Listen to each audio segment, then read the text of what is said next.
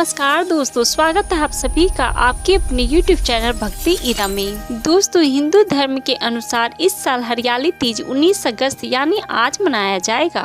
इस दिन का महिलाओं को बेसब्री से इंतजार रहता है। महिलाएं सज संवर कर हाथों में मेहंदी लगाकर पति के लिए व्रत रखती है और पति की लंबी उम्र की कामना करती है।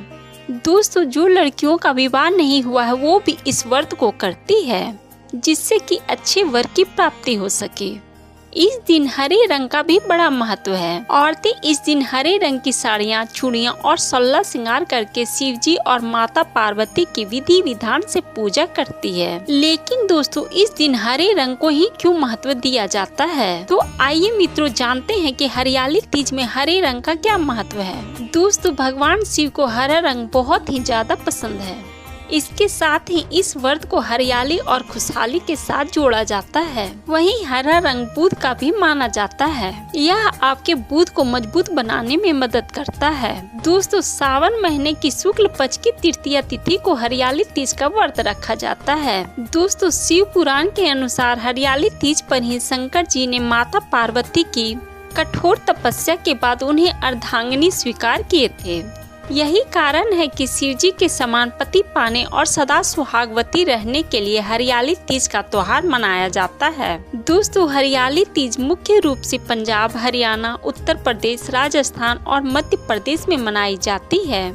इस दिन झूला झूलने का भी प्रचलन है। इसके साथ ही मित्रों, जानेंगे साल में कितनी बार मनाई जाती है तीज। तीज का त्योहार साल में 3 बार मनाया जाता है, जिसमें पहली सावन की हरियाली तीज, दूसरी भाद्रपद की कजरी तीज और फिर भादों की हरतालिका तीज।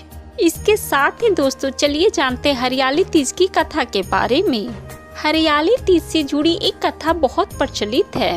एक समय की बात है, माता पार्वती अपने पुनर्जन्म के बारे में याद करना चाहती थी, लेकिन उन्हें कुछ याद नहीं आ रहा था। ऐसे में भोलेनाथ देवी पार्वती से कहते हैं, हे पार्वती, तुमने मुझे प्राप्त करने के लिए 107 बार जन्म लिया था, लेकिन तुम मुझे पति रूप में नहीं पा सकी।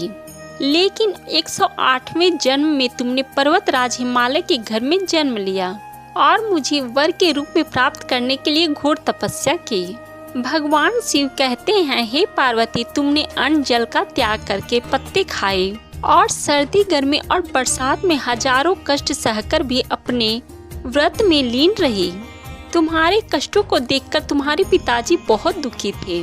तब नारद मुनि तुम्हारे घर पधारे और कहे कि मुझे भगवान विष्णु ने भेजे हैं। भगवान विष्णु आपकी पुत्री से बहुत खुश है और वे विवाह करना चाहते हैं। मैं भगवान विष्णु का संदेश लेकर आया हूँ। नारद जी का प्रस्ताव को सुनकर पार्वती के पिता खुशी से भगवान विष्णु के साथ विवाह के लिए तैयार हो गए। नारद मुनि ने भी संदेश भगवान विष्णु को सुना दिए, लेकिन जब यह बात पार्वती को पता चली तब वह बहुत दुखी हुई। पार्वती ने अपने मन की बात अपनी सखी को सुनाई। तब सखी ने माता पार्वती को घने जंगल में छिपा दिया। जब पार्वती के गायब होने की खबर हिमालय को पता चली तब उन्होंने खोजने में धरती पाताल एक कर दिए, लेकिन पार्वती का कहीं पता नहीं चला। इधर देवी पार्वती तो जंगल में गुफा के अंदर रेत से शिवलिंग बनाकर शिव जी की पूजा कर रही थी। शिव जी ने हे पार्वती, इस प्रकार तुम्हारी पूजा से मैं बहुत प्रसन्न हुआ और तुम्हारी मनोकामना पूरी की।